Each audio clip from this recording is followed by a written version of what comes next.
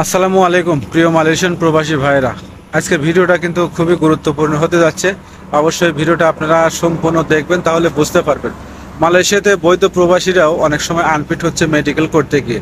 আসলে কি কারণে মেডিকেল করতে গিয়ে আনফিট হচ্ছে বা কিভাবে ফিট করবেন, এই ভিডিওতে আপনাদেরকে বিস্তারিত তুলে ধরার চেষ্টা করব বা বিস্তারিত তথ্য দেব।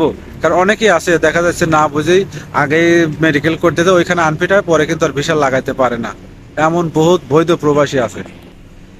এক নাম্বার যেটা হচ্ছে হাই প্রেশার।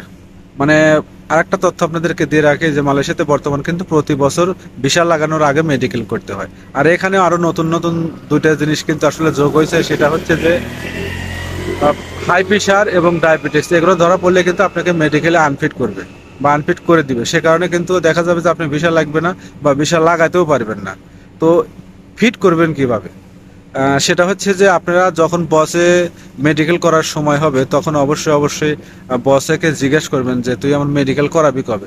যদি বলে যে 15 তারিখে করাবো, তাহলে আপনি 15 দিন আগে একটা টেস্ট টেস্ট একটা মেডিকেল করবেন, যেখান থেকে আপনার কাছের ভালো ক্লিনিক থাকলে ওইখানে আপনার ব্লাড প্রেশার বা ডায়াবেটিক্স এগুলো সম্পূর্ণ কিছু একটা টেস্ট একটা মেডিকেল করবেন।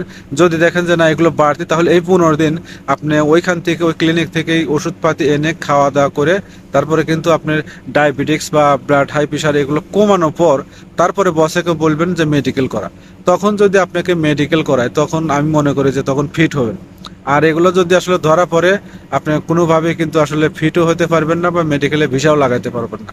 এরকম কিন্তু ভাই মালয়েশিয়াতে বর্তমান বহুত হচ্ছে যে মেডিকেল করতে গিয়ে আনফিট হচ্ছে, পরে কিন্তু আর ভিসা লাগাইতে পারতেছে না। তাই যে যার জায়গা থেকে আমার এই তথ্যটা যদি আসলে আপনি মাইনে চলেন বা কাজ করতে পারেন আমার তথ্য অনুযায়ী, তাহলে অবশ্যই আপনারা ঠিকঠাক মতো ভিসা লাগাতে পারবেন। তো ভালো থাকবেন সবাই, আল্লাহ হাফেজ।